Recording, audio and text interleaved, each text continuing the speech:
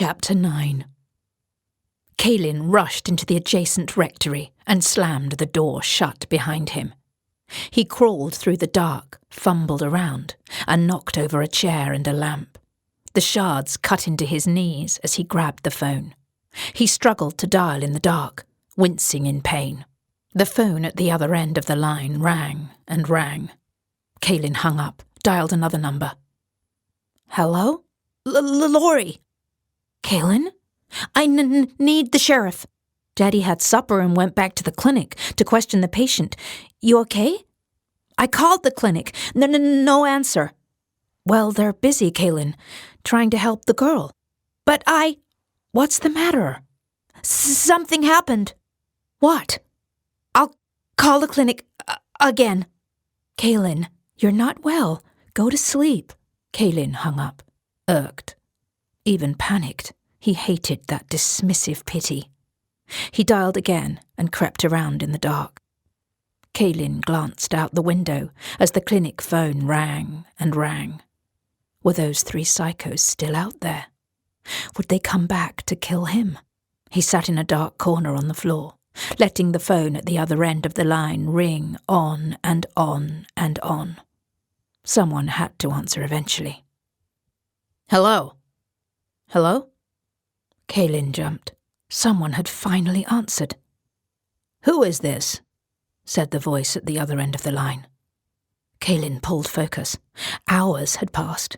It looked like dawn outside. "Hello?"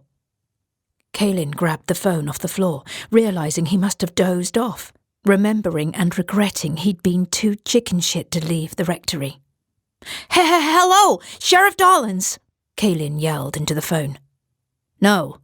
Who's this?" "I need the sheriff." There was a tense silence. "Hello?" "Caelan, that you? This is Deputy Bob." "Deputy Bob? You're at the clinic too?" There was another tense silence. What was going on? "I was attacked last night," Caelan finally blurted. "You survived the clinic attack?" Deputy Bob said ominously. No. What?" "Stay indoors. Must have been the same bear." "What bear?" That was the longest, tensest silence yet. What happened?" Caelan asked as his heart sank. "I want to talk to the sheriff or Father Wallace." "Stay put," Deputy Bob ordered. I'm coming over." "Not until we kill this bear." Caelan jumped to his feet. "What fucking bear?" "Put on the sheriff, Father Wallace, or Dr. Schmidt," Caelan demanded. "Listen to me." "I'm coming over." "No!" Deputy Bob shouted, then sighed with reluctance. "They're dead, Caelan." Caelan dropped the phone and bolted for the door. He sprinted out of the rectory and back toward the centre of town, where the clinic was. The 3 psychos had killed them to get to the girl. Red caught the corner of his eye in the drab of the neighbouring woods. Caelan stopped and stared, then resumed running, but again stopped. He could discern her long burgundy locks anywhere. He drew nearer, past the brush.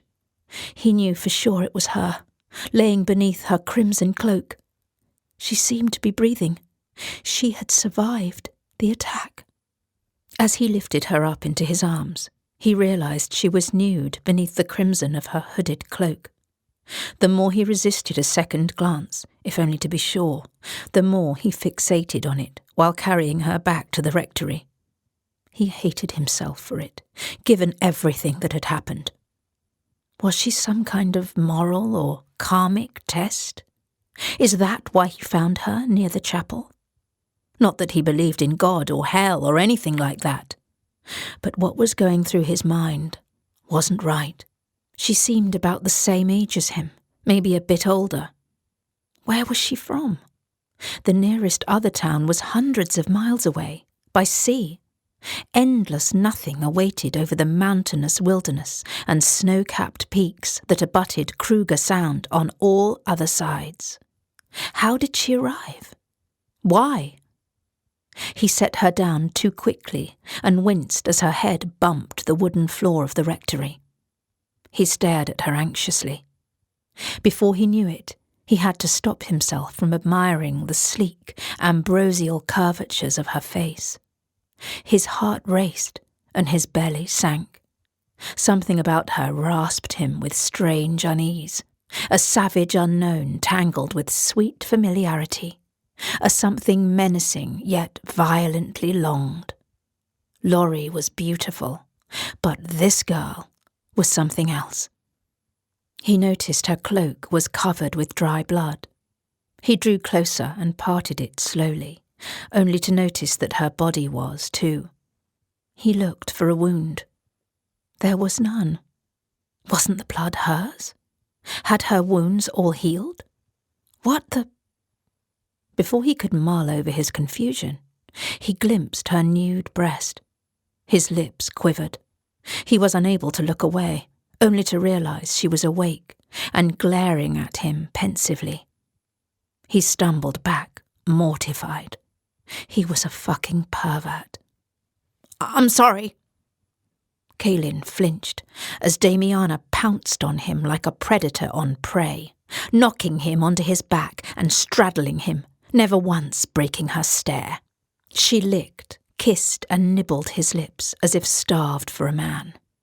Kaelin sat up and pushed her back, despite the hypnotic beauty of her emerald eyes, burgundy hair and perfect skin and figure. "What happened at the clinic?" he asked, at a loss for breath. Damiana just stared at him, as if not knowing what he was talking about. Kaelin stood and grabbed the phone. She jumped to her feet and hugged him tightly, lovingly, as if starved for warmth and intimacy too. Her sagebrush-like scent and caressing softness made him forget who he wanted to call.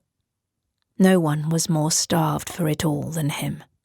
The dulcet sedation and intoxication of a woman's love was something he'd never known. But people were dying out there because of those murderous psychos and rogue bears. What the hell was going on? Kaelin had dialed with urgency, and the phone at the other end of the line was finally answered. "Bishop," Kaelin said. "I didn't know who else to call. It's me, Kaelin, the groundskeeper at Kruger Sound Parish." Damiana was licking Kaelin's ear, making him nearly forget what he was saying. He couldn't get himself to push away her affections again. "Father Wallace is dead," Kaelin continued.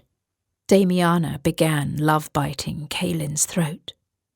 "You both said to call you if there was ever an emergency." She kissed his mouth. "Send help," Kaelin mumbled, before tossing the phone. Okay, what the fuck was going on? Not that he wanted her kisses to stop. He'd never been surer of anything else in his life.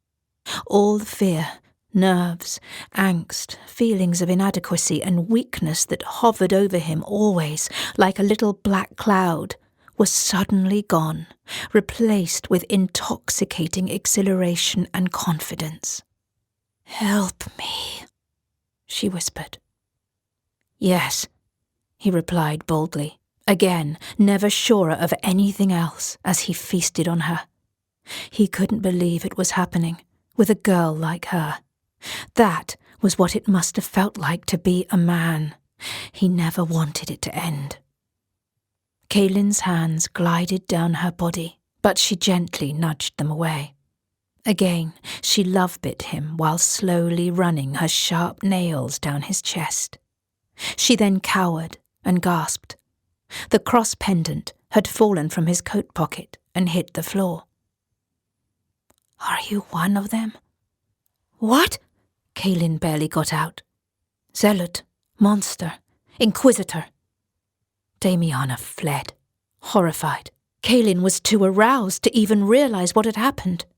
He tried to stumble after her in a sweaty daze, never having seen anyone run away so fast. He saw the pendant on the floor. "It's not even mine!"